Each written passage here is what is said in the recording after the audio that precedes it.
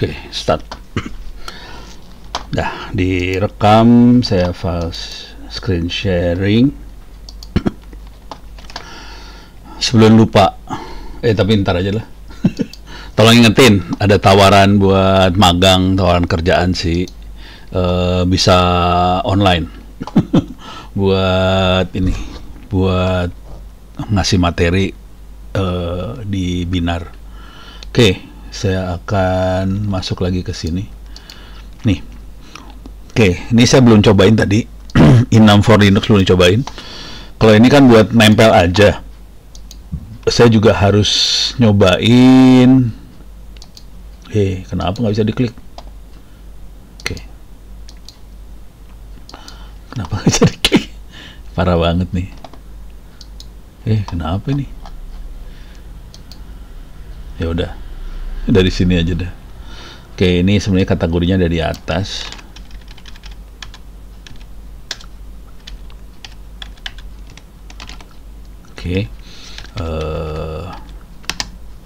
Oke, satu lagi adalah pakai Nmap sih sebenarnya. Coba kita pakai Nmap.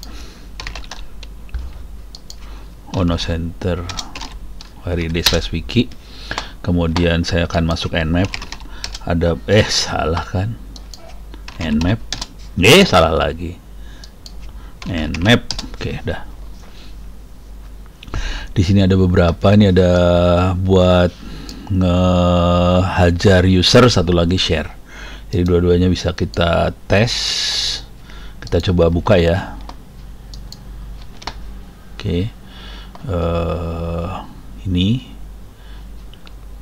saya ambil dulu. Ini intrusif artinya nyerang, dia ngirim paket. Kalau yang pasif itu dia cuma monitor aja, nggak bisa dikerjain kayak gini caranya. Bisa. Saya harus masukin ke sini. Oke. Kemudian skripnya di sini ya.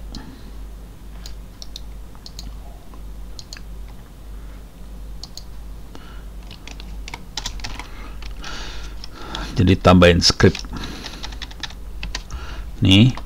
Jadi Nmap skripnya apa, portnya 445, IP-nya berapa, kira-kira gitu. Bisa juga pakai usernya bukan user ini. Kalau UDP sampai ke 137, pakai TCP 139, kira-kira kayak gitu. Itu kalau pakai enum user. Enum itu maksudnya enumeration. Sekarang kalau kita yang di enum adalah SMB share, folder yang di share-nya apa aja, kita bisa tambahin di sini.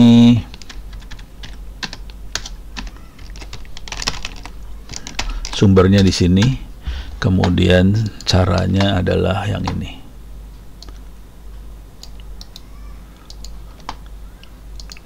Ini contohnya beberapa ya sekaligus.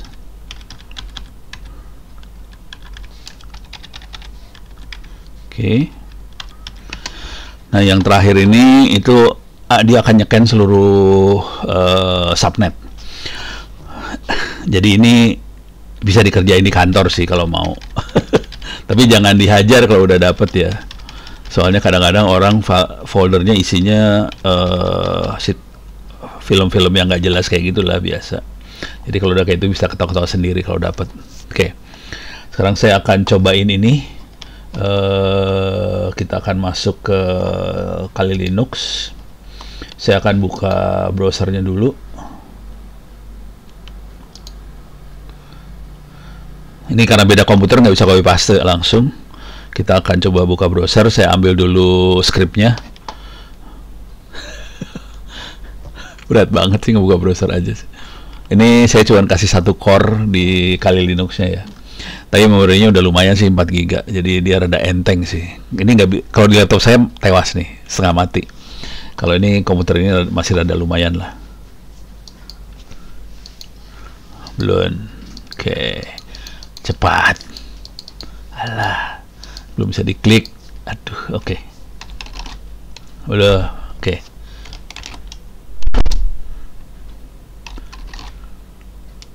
Ono Center ORID/wiki.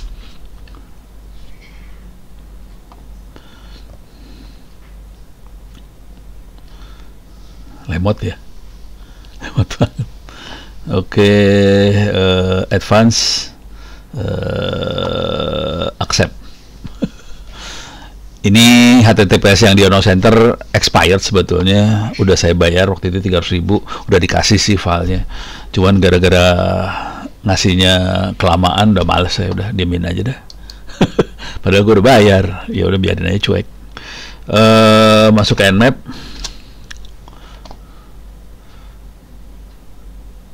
Oke, ini saya kasih 1 core sih gara-garanya itu. Soalnya kita jalani 3 mesin sekaligus. Jadi, oke, kita akan masuk ke kok masuk sini? Masuk ke ini ya tadi harusnya. Wiki. Masuk ke ethical hacking ya. Ethical hacking. Ethical hacking. Kemudian masuk ke mana tadi? Sini ya, siap. Ini masukin ke sini. Ini saya ambil dulu, saya akan coba ngambil pakai ini aja ya, widget. Bisa nggak? Copy link, coba masuk sini, clear layar, widget. Oke, dah keambil, clear layar, ls. Ini dia filenya, SMBI6 user. Saya harus ngambil yang satu lagi. Ini saya ambil dulu, copy link. Saya masuk sini, widget. Salah masuk kan? Salah masuk lagi. Gara-gara punya banyak komputer gitu deh. Salah. Nih, saya ambil yang ini, copy link, widget. Paste. Enumeration kira-kira artinya bahasa Indonesia. Ini cara ini ya, cara belajar bahasa Indonesia cepat. Jangan kalau jadi jujur, saya bahasa Inggrisnya jarang baca dictionary itu apa bahasa Indonesianya. Itulah dictionary. Jadi nggak tahu artinya bahasa Indonesia. Kamus. Jadi buat main baca bahasa Inggris saya jarang pakai kamus. Saya biasanya ngira-ngira aja, kayaknya artinya ini deh, gitu. Jadi dikira-kira aja. Enumeration kira-kira menganalisa lah, kira-kira menganalisa folder. Ini kan SMBI6 user. Jadi menganalisa usernya Samba yang ada apa aja. Oke. Nah, sekarang ini udah saya coba clear dulu layar, ls. Ini dua-duanya udah ada 2 file NSC, yang satu i6 share, satu i6 user. Sekarang kita coba lihat lagi caranya. Salah. Oke. Di sini ada bisa 2 ya. Bisa script, bisa script pakai port 445 atau pakai port ini. Jadi tergantung, dua-duanya bisa dicobain aja. Saya coba pakai yang bawah aja. Klik kanan copy. Ini mah user ya, jangan user. User saya tapi nggak tahu ya, kita cobain aja ya. Namanya juga nyoba, kalau gagal ya udah. 192.168.0. Saya punya 2 server buat perpustakaan digital. Yang satu 09, yang satu lagi 07. Oke, saya coba yang 09. Oke, kelihatan username-nya Ono, passwordnya dia nggak tahu. Oke, itu usernya udah keluar. Coba yang 07, ketahuan usernya. Ya gampang lah, Ono emang. Yang 07 nggak ketemu.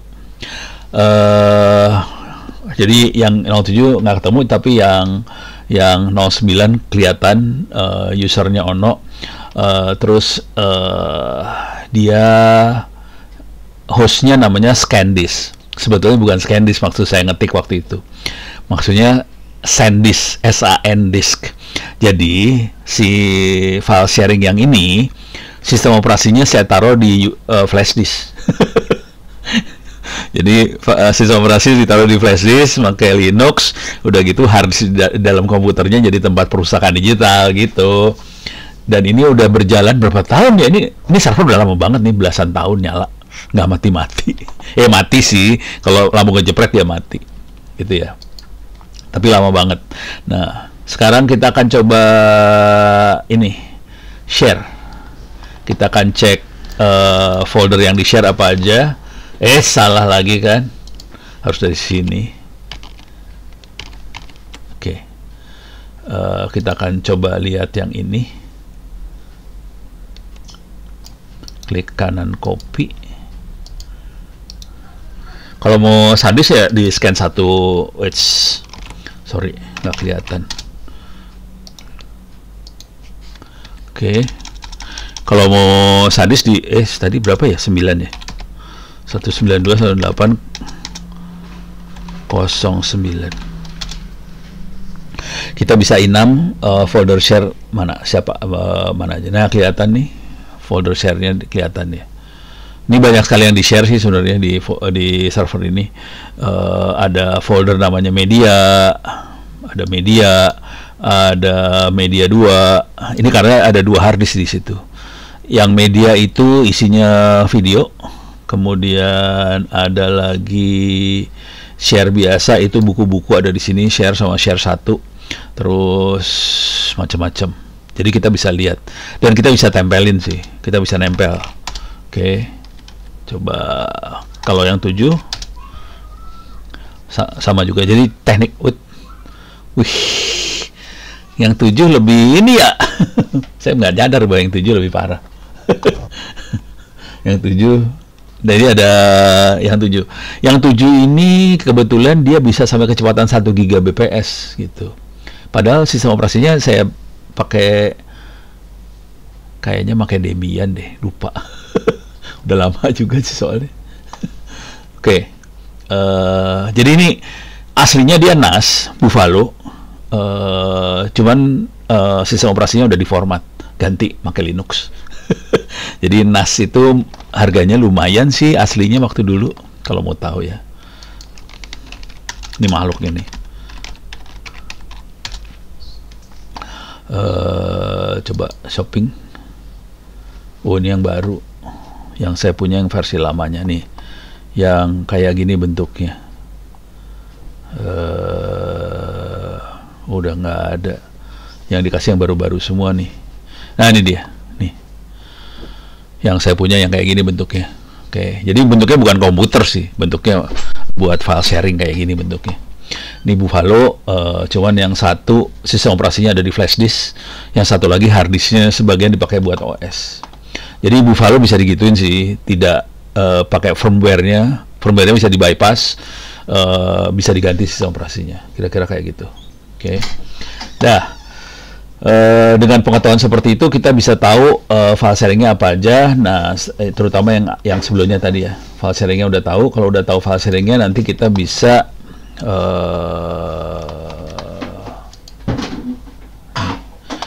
nempelin pakai yang ini.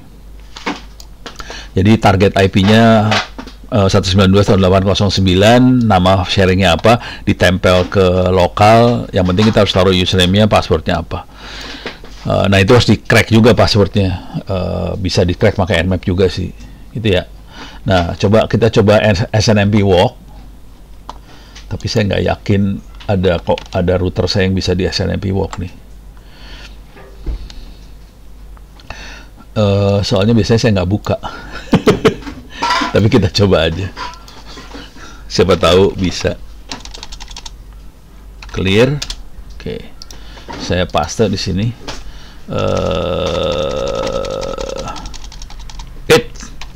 Public. Sorry. Itu minus C itu namanya community. Community-nya kalau ada yang kebuka di public kita bisa lihat 192.168.0/222 itu adalah router ke internetnya yang ada di rumah ini. no response kan. Nah udah, sekarang udah nyerah nih kayaknya. 24. Oh nggak mau dia, satu-satu. Coba 9, kayaknya nggak keluar deh. Soalnya nggak saya pasangin SNMP semua. Jadi SNMP-nya nggak dipasang, cuman kalau di no response, 7 juga nggak respons biasanya. Jadi kalau dipasang, SNMP-nya diaktifin, kita bisa berinteraksi sama router, sama server dan sebagainya yang dipasangin SNMP. Dengan adanya SNMP ini kita bisa manage semua peralatan jaringan dari satu komputer aja. Jadi ini fungsinya buat kontrol semua peralatan jaringan lewat satu konsol aja. Jadi kayak apa? Network Operation Center, kita punya satu konsol, dia bisa kontrol semuanya. Nah, proses kontrolnya itu pakai SNMP, kira-kira kayak gitu. Kalau yang public, jadi ada public, ada yang private-nya sih, private. Jadi kayak community yang bukan, mereka istilahnya community. Jadi kalau yang public, semua komputer bisa dapetin data itu. Kalau yang private biasanya itu pakai password segala macam, jadi kita cuma bisa dapat hanya mereka yang punya akses saja yang bisa dapat data-datanya. Kira-kira kayak gitu. Tapi ini kondisinya saya SNMP-nya nggak dipasang sih, jadi kita nggak bisa lihat. Oke. Jadi ini SNMP akan menarik di jaringan yang gede sih, gitu ya. Nah kalau FTP biasa, ini web biasa. Cuman kalau mau seru, saya kasih lihat yang serunya dikit ya.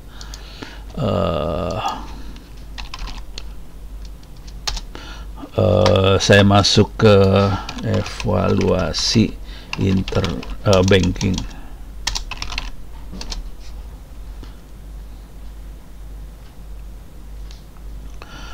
Oke, saya coba. Oh, nggak ada nih. Open SSL.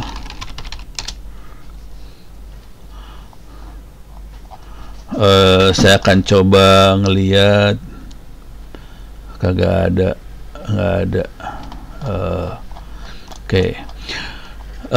Kalau cuman si URL buat ngeliat web, mungkin agak biasa aja. Nih coba lihat. Oh ya, Pak Yahya bocor mic-nya.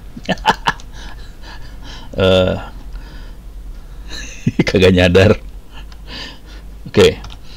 Coba open SSL. Oh, beberapa situs e-banking.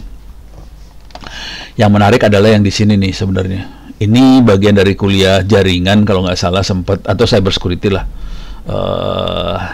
Ini nggak ada di modul yang ini, nggak ada ya. Dengan open SSL ini kita bisa ngelihat sertifikat, kita bisa ngelihat siapa yang jadi certificate authority dari situs-situs ini, gitu ya. Pada zaman dulu kala semuanya pada melanggar hukum sih. Jadi sebetulnya menurut aturan yang ada di Indonesia, semuanya harus pakai certificate authority servernya Indonesia. Tapi Indonesia kan nggak ada yang diakui dunia gitu maksudnya. Ini kita connect ke Bank Permata. Nah ini kelihatan kayak gini nih. Kita bisa lihat ini web HTTPS. Waduh, bencana alam. Ada yang pecah jatuh. Kita lihat Bank Permata, kita bisa lihat organisasinya Bank Permata yang tanda tangan DigiCert, dan DigiCert itu dia sebagai issuer, kelihatan dia adalah root CA. Oke, High Assurance DigiCert Bank Permata. Oke. Pada zaman dulu kala ini ilegal. Oke, karena di aturan Undang-Undang Transaksi Elektronik kita harus pakai Certificate Authority Indonesia. Akhirnya solusinya adalah si DigiCert dan teman-teman semuanya itu mereka bikin kantor cabang di Jakarta. Tapi tetap servernya mah di luar negeri. Jadi sebenarnya melanggar hukum juga tetap ini teh sebenarnya. Tapi ya begitulah bangsa Indonesia mah. Dia bikin aturan tapi dilanggar sendiri. Kita ganti aja ya, coba sama paling gampang mah copy paste lah dari sini. Ini bisa kita klik satu-satu semuanya. Kita bisa klik satu-satu. Kita coba lihat yang ini aja ya, Bukalapak dan sebagainya. Dia makanya siapa? Kita bisa tes.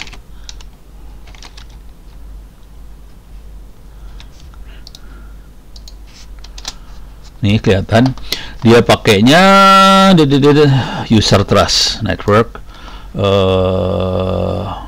Organisasinya namanya Bukalapaknya nggak ada malahan. Creator Manchester. Kok nggak ada Bukalapaknya sih? Oh, Komodo dia. Komodo. Cuman Bukalapaknya nggak ada nih. Seru nih. Oh, ini ada.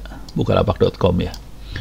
Tapi sebagai harusnya ini nggak boleh kayak gini nih Bukalapak.com. Harusnya state-nya Jakarta, ini harus Jakarta nih. Kalau ini kan jadi kacau nih. Cuman ininya doang. CN Bukalapak.com. Sisanya Komodo. Ini ngaco banget Bukalapak. Kita bisa lihat betapa ngaconya. Kita lihat Topet ya.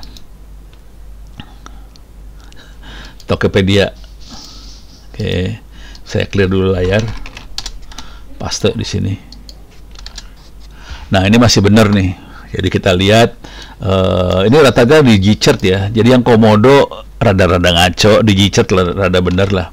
Kita coba lihat internet banking. Oh, internet banking udah tadi ya. Kita coba lihat sekarang BUMN, Telkomsel lah. Telkomsel kan bagus sih sebenarnya.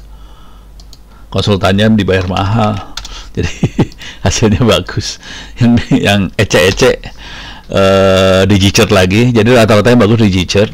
Kita bisa lihat di sini. Coba kita lihat pemerintahnya sendiri gimana. Ini ada Kominfo. Jadi aturannya harusnya pakai buatan lokal. Dan Kominfo BSSN punya yang namanya Certificate Authority. Jadi harusnya pakai punya sendiri dong. Harusnya kita cek. Mereka konsisten kagak? Saya berani taruhan nggak konsisten sih. Kelihatan ini makanya di Gchart ya. Bangsa ini dijajah, jangan khawatir saudara-saudara. Oke, kita lihat Seknek yang dipimpin oleh Mayor Teddy. Sebagai Seknek yang baru, Mayor Teddy keren, Bu. Oke. Wah, parah Seknek. Pakainya Komodo. Ini parah banget nih, Seknek Komodo. Oke, parah banget saudara-saudara. Coba kita lihat BSSN ya. Coba kita lihat BSSN. Kayaknya di Gchart ya BSSN. www.bssn.go.id ya. bssn.go.id. Kayaknya di Gchart bener kan. Jadi yang serius-serius akan bayar lebih mahal. Dia pakai di Gchart. Yang bercandaan kayak saya juga bercanda. Saya akan pakai Komodo sih. Cuman kemarin saya udah bayar, dapatnya lama, akhirnya gua nggak pakai. Jadi saya pakai Komodo sebetulnya. Cuman kagak pakai. Jadi akhirnya kayak gitu bentuknya. Gitu ya, sip ya. Oke. Jadi itu urusan ini tadi, apa sih namanya, enumeration. Kira-kira kayak gitu. Nah, supaya bisa lanjut. Sebelum melanjutkan, saya mau ngasih tahu satu dulu dikit. Ini ada lowongan kerjaan. Kalau Anda tertarik. Home Ono. Gue taruh mana tadi ya? Kemarin ya. Download.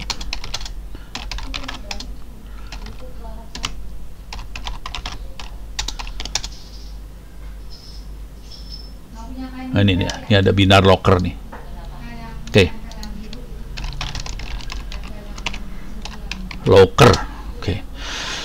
Jadi Binar butuh bantuan untuk proyek pelatihan. Jadi mereka Binar Academy itu orang-orangnya lepasan dari Gojek.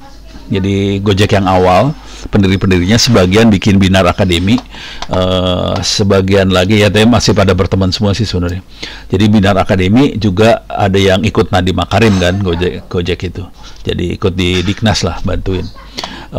Yang Binar Academy itu bikin pelatihan-pelatihan. Ada full stack, front end, back end, data science, AI, product development dan sebagainya. Mereka butuh bantuan buat bikin materi, buat bikin konten dan sebagainya untuk ini semua. Oke. Bisa dijadikan kredit untuk magang, boleh. Bisa dijadikan tugas akhir, boleh. Dan bisa dinego supaya kerjanya online. Jadi nggak usah di lokasinya binarnya sih sebenarnya. Dan mereka lebih suka online sih sebenarnya. Jadi Binar orangnya nyebar, sebetulnya ada di banyak tempat di Indonesia, nyebar, mereka kerjanya online. Jadi mereka butuh banget yang bisa bikin materi seperti ini. Dan mereka nawarin ke ITTS mau nggak mahasiswanya sama dosennya bantuin Binar. Bentuknya online, jadi enak, bisa kerja dari rumah aja. Kalau Anda masih kerja misalnya sekarang posisi lagi kerja di mana, ini bisa dikerjakan 1 minggu gitu sambil iseng-iseng aja, jadi kita bisa bikin apa aja. Ini saya posting aja di chat ya. Silahkan kalau yang tertarik.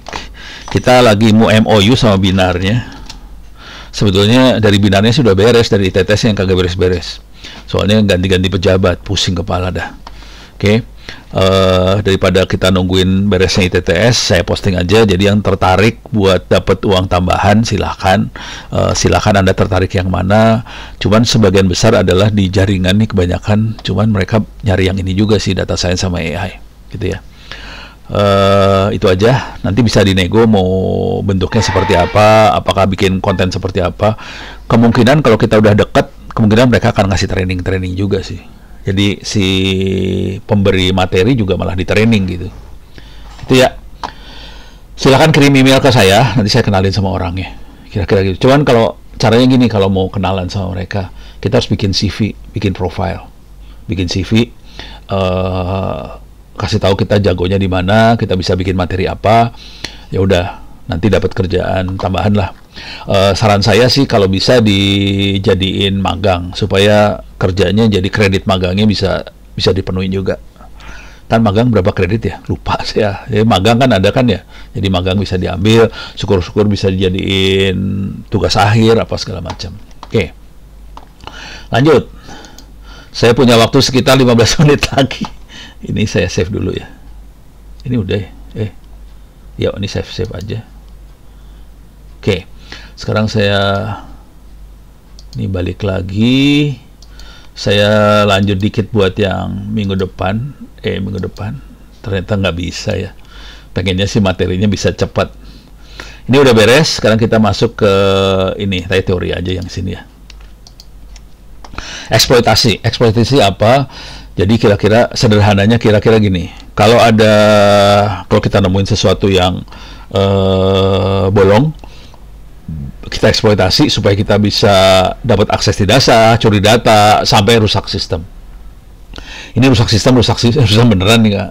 Soalnya hacker yang kurang ajar asli. Kadang-kadang nge-remove sistem operasi.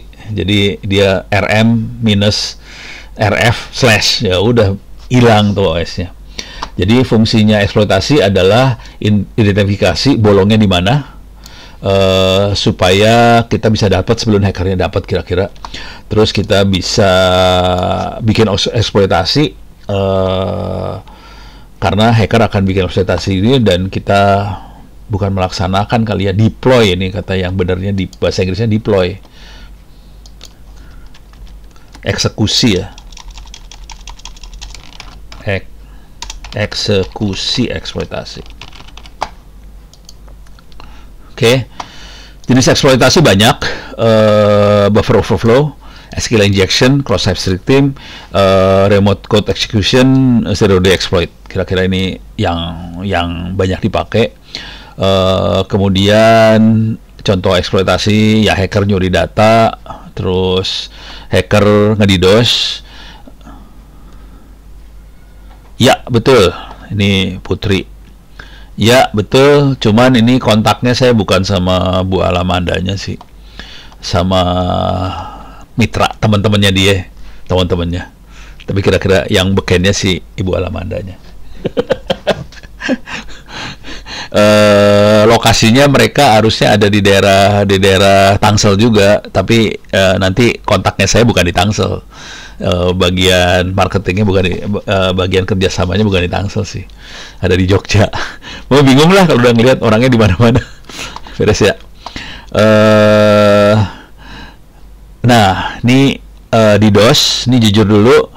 Server kita OpenCourse ITTS ACD minggu paling nggak, minggu sampai tadi pagi kena DDoS sih sebenarnya. Jadi kalau Anda nyobain ngerjain ujian online segala macam sampai tadi pagi nggak bisa karena servernya kena DDoS. Jadi ya nyebelin sih.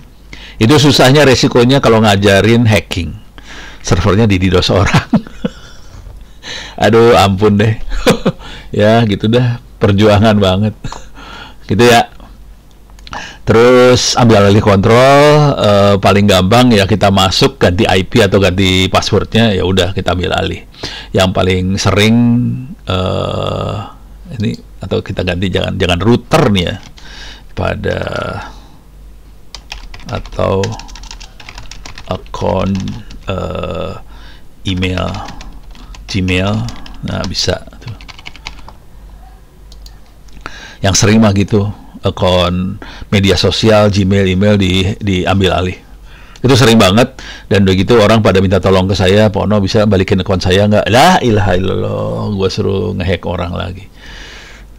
Jadi sistem dihack, suruh dihack ulang. Waduh, nggak gampang sih. Jadi tujuannya bisa dapat akses di data, curi data, rusak sistem, spionase. Nah, yang spionase ini yang seru adalah yang spionase karena kita bisa naro aplikasi mata-mata, ditaruh di HP dan sebagainya. Paling blow on mah ini cara spionasi paling blow on ya, adalah kita ikutin grup orang, udah gitu kita bisa ngelihat ini orang ngobrolin apa aja. Itu teknik itu open source intelligence yang sering dikerjain termasuk oleh aparat kita, kayak gitu caranya.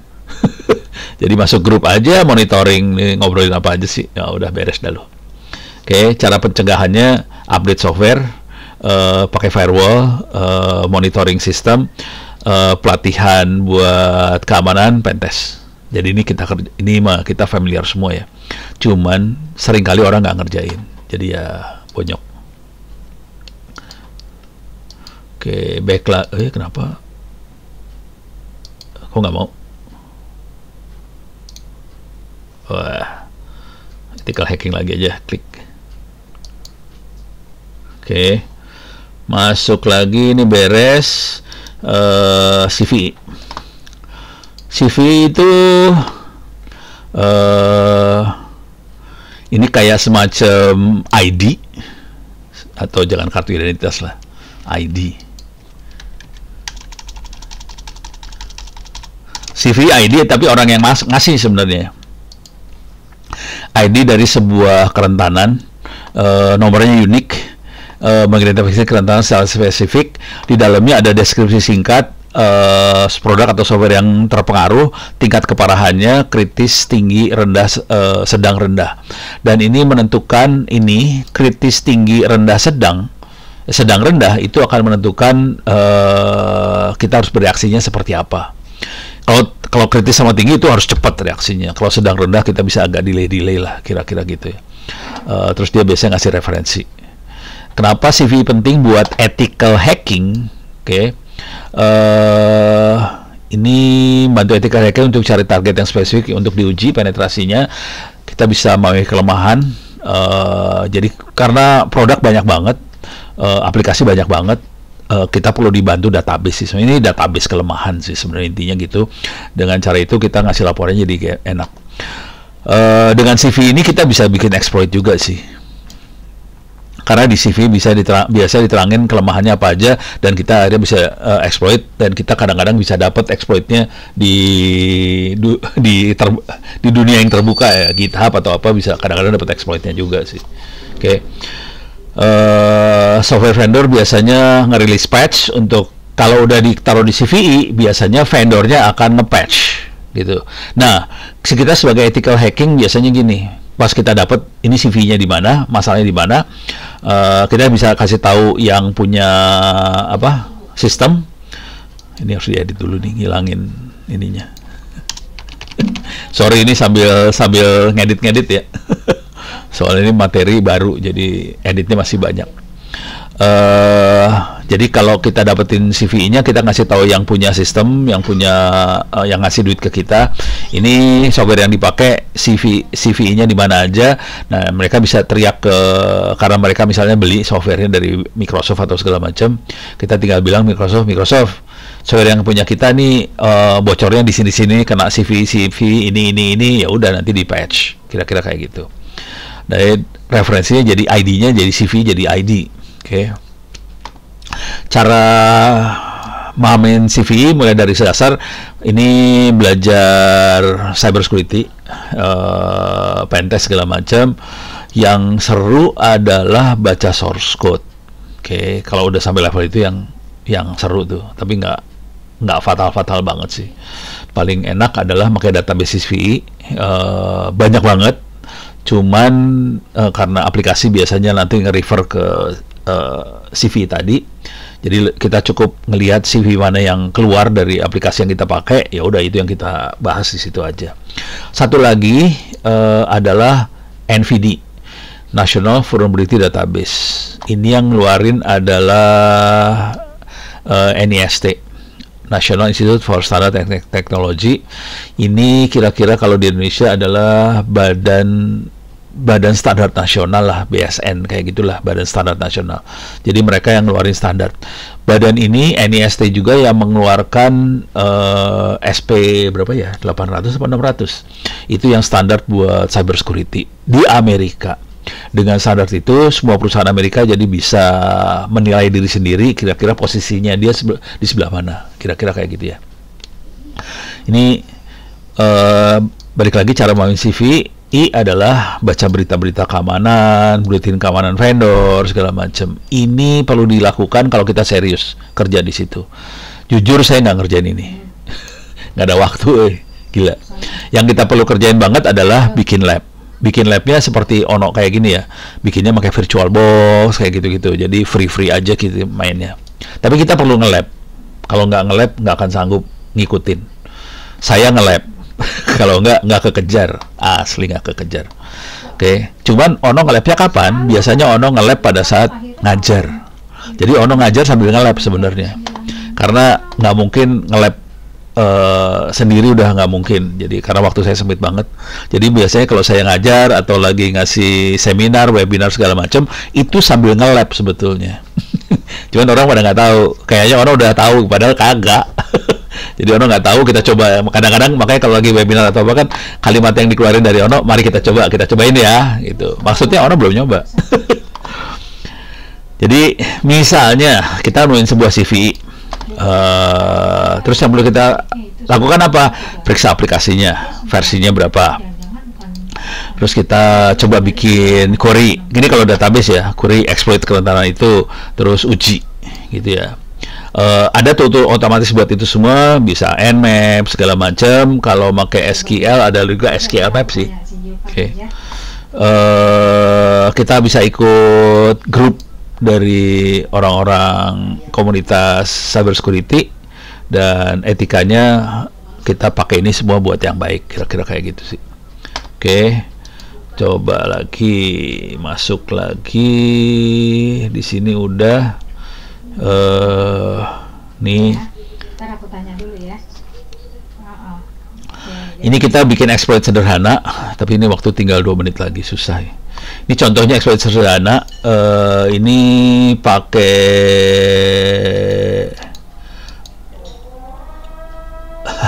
dasar.